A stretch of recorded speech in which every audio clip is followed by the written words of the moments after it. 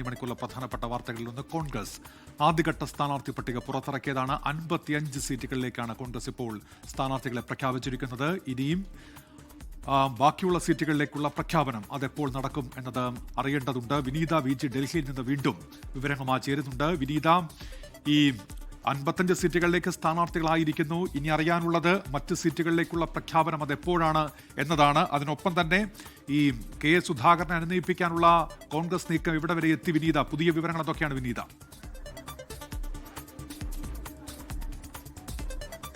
ഉന്മേഷ്, ഉടൻ തന്നെ രണ്ടാം ഘട്ട സ്ഥാനാർത്ഥി പ്രഖ്യാപനം കൂടി ഉണ്ടാകും തന്നെയാണ് പ്രതീക്ഷിക്കുന്നത്. അതുമായി ബന്ധപ്പെട്ടുകൊണ്ടുള്ള ചർച്ചകളൊക്കെ തന്നെ അന്തിമ ഘട്ടത്തിലാണ്. ഞാൻ നിൽക്കുന്ന ഇന്ദിരാഭവനിൽ നേതാക്കളൊക്കെ തന്നെയുണ്ട്. വളരെ വേഗം ചർച്ചകളൊക്കെ തന്നെ പൂർത്തിയാക്കി അടുത്ത ദിവസം തന്നെ രണ്ടാം ഘട്ട പട്ടിക പ്രഖ്യാപിക്കുക എന്നുള്ളത് തന്നെയാണ് നേതാക്കൾ ലക്ഷ്യം വെക്കുന്നത്. ഏറ്റവും പ്രധാനമെന്ന് പറയുന്നത്, നമ്മൾ ഈ ആദ്യഘട്ട പട്ടികയിലേക്ക് വരുമ്പോൾ നിലവിൽ വലിയ വിസ്മയങ്ങൾ ഉണ്ടാകുമെന്ന് പറഞ്ഞ മണ്ഡലങ്ങളൊപ്പം തന്നെ ഒരു സുരക്ഷിതമായിട്ടുള്ള മണ്ഡലങ്ങൾ മാത്രം ഉൾപ്പെടുത്തിക്കൊണ്ടാണ് ഈ ആദ്യഘട്ട 55 മണ്ഡലങ്ങളിലെയും സ്ഥാനാർത്ഥികളെ പ്രഖ്യാപിച്ചിരിക്കുന്നത്. വലിയ തർക്കങ്ങളോ അല്ലെങ്കിൽ അത്തരത്തിലേക്കുള്ള ആശയക്കുഴപ്പങ്ങളോ ഉള്ള മണ്ഡലങ്ങൾ നിലവിൽ ആദ്യഘട്ട പട്ടികയിലില്ല. സുരക്ഷിതമായിട്ടുള്ള മണ്ഡലങ്ങൾ, ഒപ്പം തന്നെ സിറ്റിംഗ് MLA മാർ, ഒപ്പം തന്നെ സംഭരണ മണ്ഡലങ്ങൾ, ഒറ്റപ്പേരിലേക്ക് എത്തിയ മണ്ഡലങ്ങളൊക്കെ ഉൾപ്പെടുന്നതാണ് ഈ ആദ്യഘട്ട പട്ടിക എന്നുള്ളതിൽ ഏറ്റവും പ്രധാനമെന്ന് പറയുന്നത്.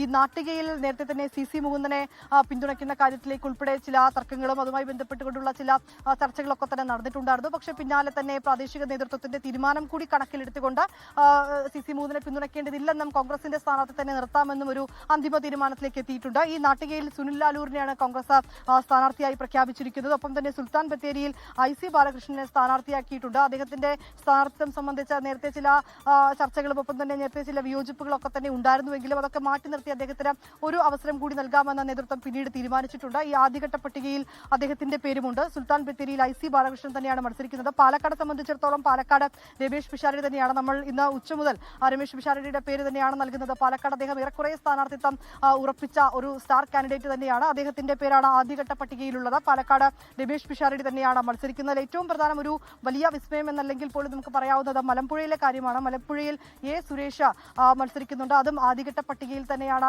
സുരേഷിന്റെയും പേരുള്ളത്. ഇങ്ങനെ വലിയ പ്രശ്നങ്ങൾ ഇല്ലാത്ത അല്ലെങ്കിൽ അത്തരത്തിലേക്കുള്ള ഇപ്പോൾ കണ്ണൂർ പോലുള്ള, ഉന്മേഷ് സൂചിപ്പിച്ചതുപോലെ കണ്ണൂരിൽ നേരത്തെ തന്നെ സുധാകരൻ സ്ഥാനാർത്ഥിത്വം വേണമെന്ന് ആവശ്യപ്പെട്ടിട്ടുണ്ടായിരുന്നു. അദ്ദേഹത്തെ അനുനയിപ്പിക്കുന്നതിനുള്ള ശ്രമങ്ങൾ ഇപ്പോഴും തുടരുന്നുണ്ട്. അങ്ങനെ പ്രശ്നങ്ങൾ നിലനിൽക്കുന്ന മണ്ഡലങ്ങളൊക്കെ തന്നെ ഒഴിവാക്കിക്കൊണ്ട് ഒരു സുരക്ഷിതമായ മണ്ഡലങ്ങളിലേക്കാണ് ആദ്യഘട്ട പട്ടിക ആ മണ്ഡലങ്ങൾ കേന്ദ്രീകരിച്ചുകൊണ്ടാണ് പുറത്തേക്ക് ഇറക്കിയിരിക്കുന്നത്. അങ്ങനെ 55 സ്ഥാനാർത്ഥികളുടെ ആദ്യഘട്ട പട്ടികയാണ് ഇപ്പോൾ പ്രഖ്യാപിച്ചിരിക്കുന്നത്. മറ്റ് മണ്ഡലങ്ങളിലേക്കൊക്കെ തന്നെ അന്തിമഘട്ട ചർച്ചകൾ പുരോഗമിക്കുന്നു. അത് ഒരുപക്ഷെ അടുത്ത ദിവസങ്ങളിലേക്കടക്കം ഈ രണ്ടാം ഘട്ട പട്ടിക പ്രഖ്യാപിക്കുമെന്ന് തന്നെയാണ് പ്രതീക്ഷിക്കുന്നത്.